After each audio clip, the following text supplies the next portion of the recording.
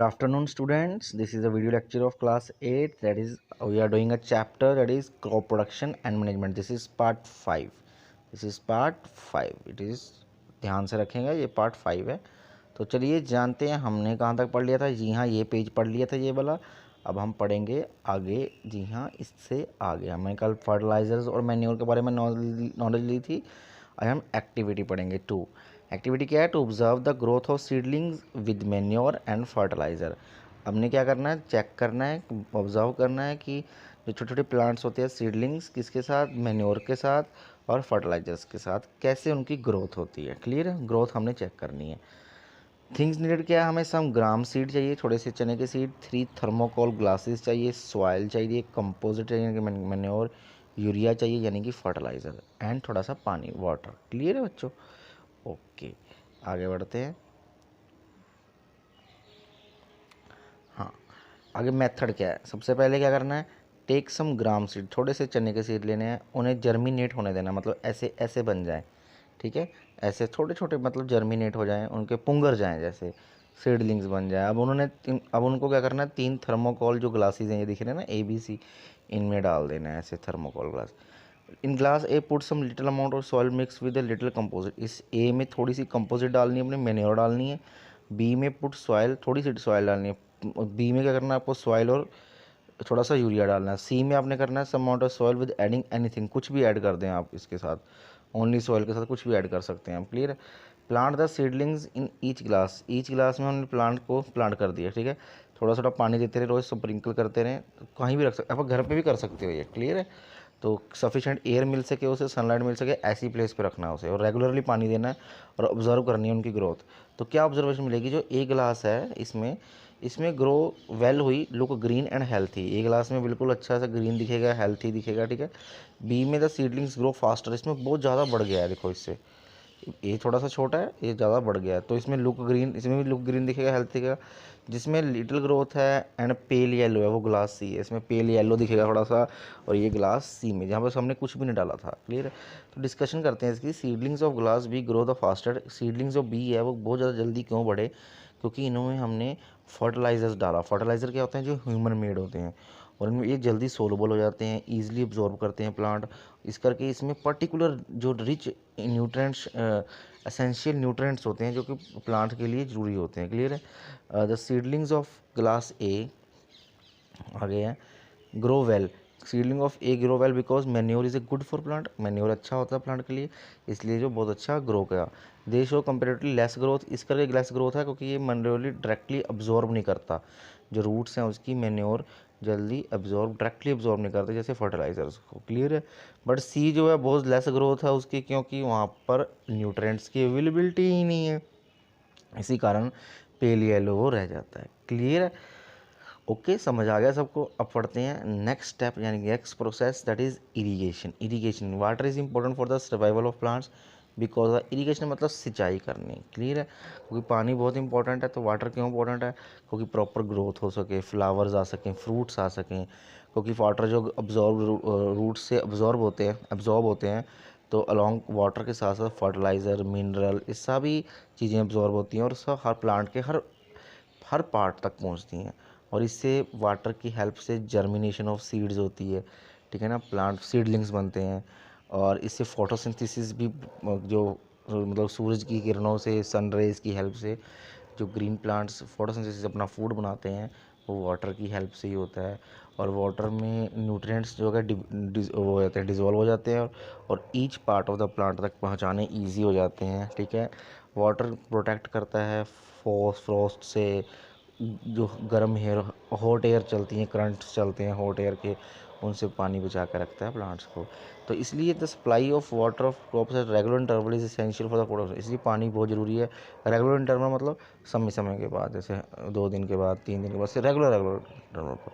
और रेनफॉल जो है मेन सोर्स है. ठीक है ना? Since we can not always depend, पर हम रेनफॉल पर डिपेंड नहीं रह सकते. कोई कई बार होती है, कई बार नहीं होती. So it is essential that farmer should have other ways. So farmer के पास कुछ और वेज होने चाहिए पानी लगाने के, सप्लाइंग पानी के, किसको? क्रॉप फील्ड्स को. The supply of water to the crops plants at regular interval of time through sources other than rain is called irrigation. तो वो प्रोसेस जिससे क्रॉप्स को प्लांट वाटर्स मिले, ठीक है, रेगुलर इंटरवल में, but other than source of rain, मतलब rain के अलावा, उसे कहते हैं irrigation. The time and frequency of irrigation depend on the following three factor, जो कितना समय बाद देनी है इरीगेशन करनी है, कितनी फ्रिक्वेंसी में करनी है, वो सब इस चीज़ पर डिपेंड करते हैं कि कैसी वो क्रॉप है, नेचर ऑफ क्रॉप कैसी है, नेचर ऑफ सॉइल कैसी है। यानी भी ज़्यादा पानी दे दें हम तो वो भी तो नुकसान है ना। तो सीज़न, कौन सा सीज़न चल रहा है ग्रो करने का, तो इसे इसके हिसाब से प्लांट देना चाहिए, ठीक है ना। अब हम इसको थोड़ा डिटेल में पढ़ते हैं। Crop based irrigation, crop based irrigation, some crop plants require more water while other need less water, for example rice crops। आपको पता है चावल की जो खेती होती है, चावल के प्लांटों को बहुत सारा पानी चाहिए, तो वो क्रॉप बेस्ड इरीगेशन है। क्लियर है, आगे देखते हैं इसको। हाँ, ये देखें, and continuous water supply whereas some crops like wheat and cotton require, जैसे वीट है, गेहूँ है, कॉटन है, इसको पानी कम चाहिए। तो हम पहला पॉइंट आ गया कि हम क्रॉप बेस्ड इरीगेशन कर रहे हैं। क्रॉप बेस्ड इरीगेशन मतलब क्रॉप को पानी चाहिए या नहीं चाहिए, कितना चाहिए, ज़्यादा चाहिए, कम चाहिए। क्लियर। आगे स्टूडेंट्स हमारा, जी हाँ, soil based irrigation. Soil based irrigation जैसे जो इरीगेशन, क्योंकि आपको पता है इरीगेशन डिपेंड करती है नेचर ऑफ द सॉइल। जैसी सॉइल होगी वैसा ही आप उसका नेचर होगा, वैसे ही उसको वाटर देने की ज़रूरत है, उस पर डिपेंड करता है। जैसे सैंडी सॉइल है, ये इरीगेशन, इसकी पुअर रिटेनिंग कैपेसिटी, ये पानी को होल्ड नहीं कर सकती। क्लियर है, इसी करके इसको ज़्यादा पानी चाहिए, नीड्स मोर फ्रिक्वेंट इरीगेशन, इसको ज़्यादा इरीगेशन चाहिए। क्लेई सॉइल है, वो होल्ड करके रखती है, गुड होल्डिंग कैपेसिटी है उसकी, इस करके उसको इरीगेशन जो है कम चाहिए। तो ये मिट्टी पे भी डिपेंड करता है उसको कैसी इरीगेशन चाहिए। अब है season based irrigation. The rate of evaporation of water from soil and leaves increase in summer, गर्मियों में पानी इवेपोरेट जल्दी होता है और लीव्स में से, क्लियर है, उनकी इंक्रीज हो जाता है रेट ऑफ इवेपोरेशन, इवेपोरेशन जल्दी हो जाती है। तो इसी कारण जो इरीगेशन है वो ज़्यादा होती है समर्स में रादर देन विंटर्स में। सोर्स ऑफ इरीगेशन का आप कहाँ से कर सकते हैं इरीगेशन, जैसे वेल्स, कुएँ होते हैं, tube wells, ponds, lakes, river, dams, tanks and canals, इस सब से हम जो कि इरीगेशन को यूज़ कर सकते हैं। क्लियर है, हम पानी दे सकते हैं, सिंचाई कर सकते हैं।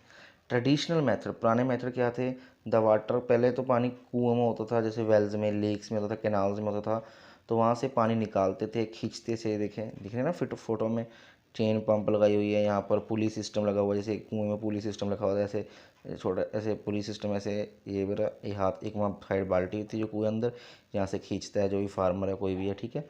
तो इससे डिफरेंट कंट्रीज़ में, बट अब फिर कैटल और ह्यूमन लेबर भी यूज़ होती थी इस मेथड में, ठीक है। और ये मेथड चीपर, सस्ता था, लेस एफिशिएंट था, ठीक है, क्योंकि इसमें थोड़ा मतलब कि मेहनत भी लगती थी। अब क्या है, अब मोटर आ गई हैं, ठीक है, जैसे पुली सिस्टम आ गया, चेन पंप आ गई है, ढकली आ गई है, राहत आ गया है।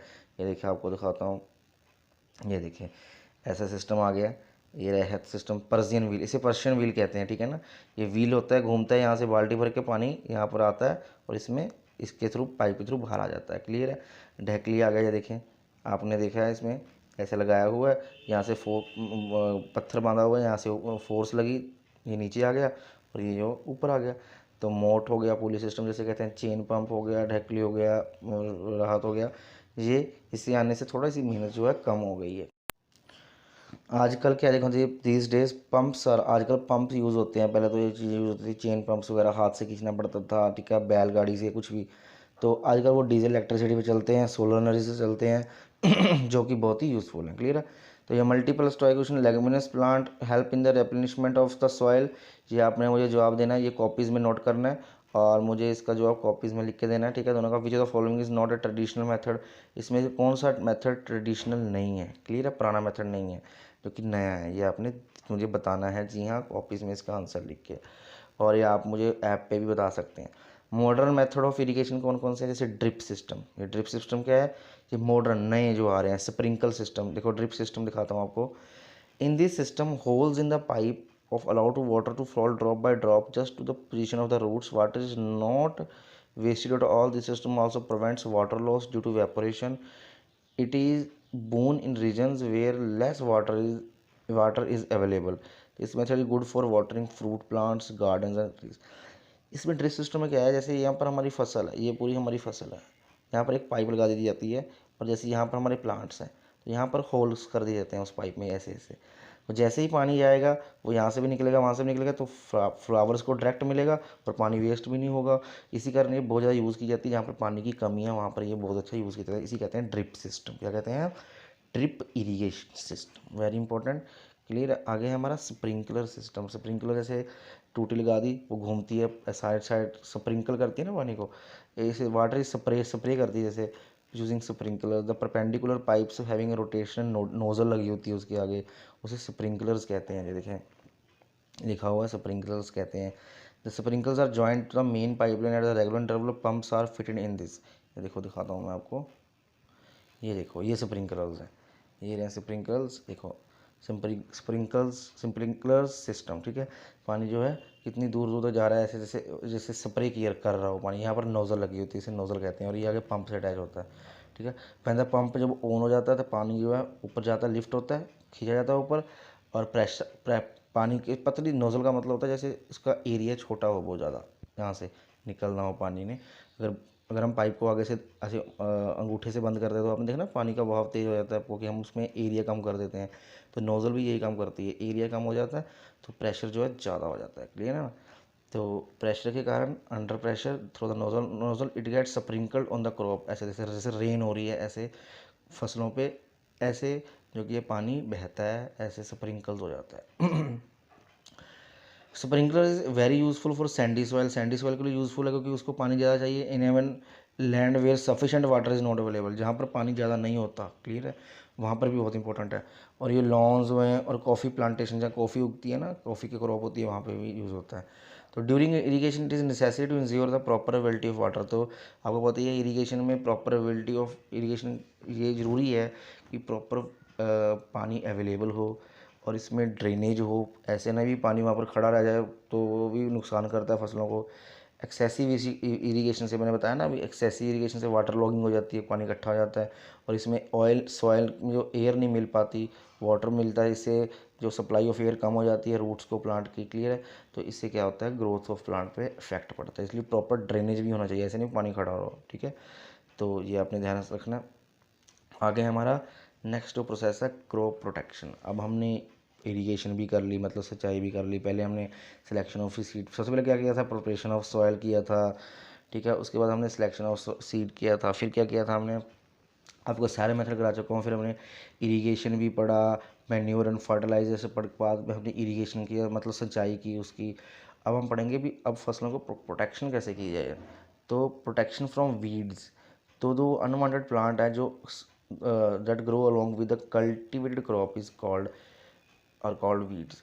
अगर हमारे गेहूँ उगाई है, ये गेहूँ को उगाने के साथ साथ कुछ प्लांट्स ऐसे घास ऐसे उगाया जो अनवांटेड है, तो उसे कहते हैं वीड्स, ठीक है ना। तो वीड से कैसे बचाया जा सके, तो देखें सब कॉमन वीड देखो मिलती है, जैसे चुलाई, अमरेंथस कहते हैं उसे इंग्लिश में, और सेनोपेडियम जो कि बथुआ कहते हैं जैसे, ठीक है ना। ये जो है इंडिया में पाई जाती है, बथुआ बाथू कहते हैं जैसे पंजाबी में भी।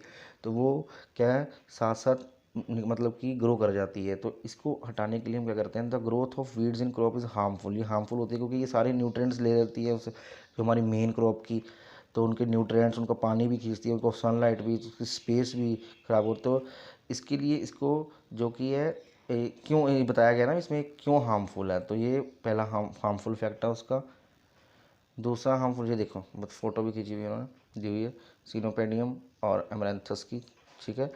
The weeds harbour pest, crop pest spread various diseases. जो हार्मफुल इंसेक्ट्स होते हैं ये भी प्रोड्यूस करते हैं, ये वीड्स के जो होते हैं हार्मफुल इंसेक्ट, वो भी फसल को ख़राब करते हैं।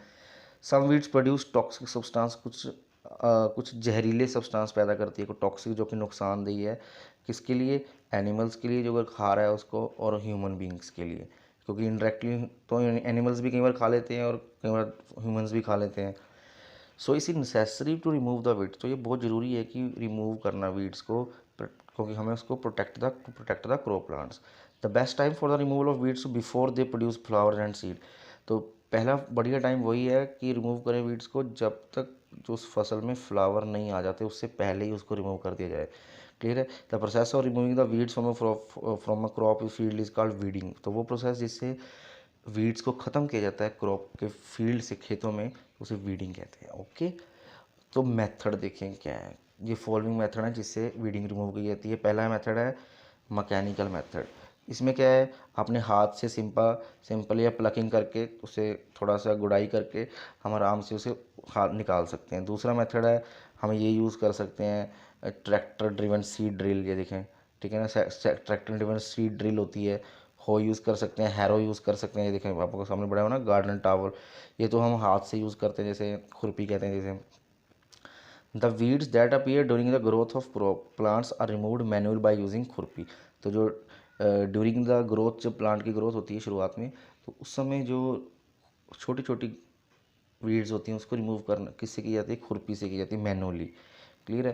तो ये मैकेनिकल इम्प्लीमेंट्स हैं जो हम वीडिंग में यूज़ कर सकते हैं। अगला है केमिकल मेथड। ये था मैकेनिकल मेथड, मतलब हम किसी इंस्ट्रूमेंट से या किसी मैकेनिकल मशीन से कैसे यूज़ कर सकते हैं, जैसे मैकेनिकल पार्ट्स होते हैं। अब है केमिकल मेथड। तो weed killing chemical called weedicide, ये बहुत इंपॉर्टेंट क्वेश्चन है।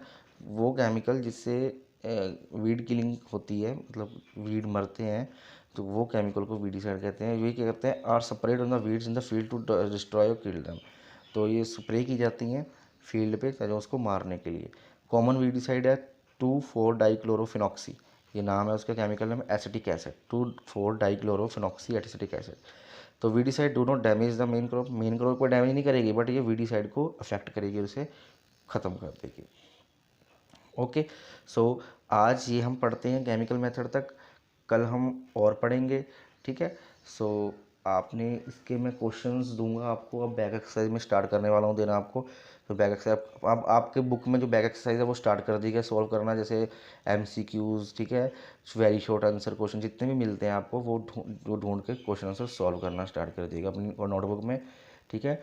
और जो मैं ये बता रहा हूँ, बस तो एक दो थोड़ा सा ही चैप्टर रह गया, उसके बाद हम इसको फिनिश कर देंगे। क्लियर है। तो उसको ध्यान से पढ़िएगा, होमवर्क सब सबमिट करवाइएगा। तो ठीक है।